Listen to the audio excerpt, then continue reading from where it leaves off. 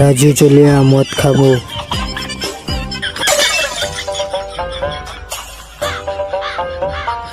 গাছে পোক ওষুধ দিলে কোনো লাভ হবে না। এই কোথায় যাচ্ছ? আমি ওষুধ বানিয়ে দিচ্ছি।